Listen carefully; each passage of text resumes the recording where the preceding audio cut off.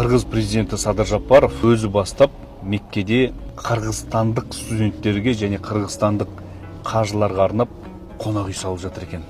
Қандай керемет, қарап отырсаң, қырғыз елі біздің бір Қазақстанның бір облысындай ғана жер. 99% ба, или 98% ба есімде жоқ. Жазық жер деген өте аз. Менделеевтің бізде Қазақстанда бүткіл таблицасы бар болса, оларда соның бір жартысы бар ма, жоқ па, құдай біледі. Саны 7 миллион. Бұлай табиғи ресурс болсын, адами ресурс болсын, жоқтың қасы.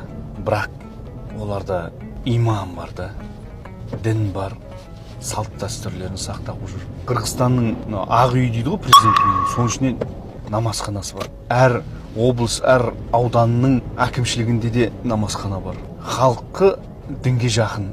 Біздің Қазекең, Аллаға шүкір, сонау бабаларымыз мықты болған ғой. Олар да сол заманда Құнанбай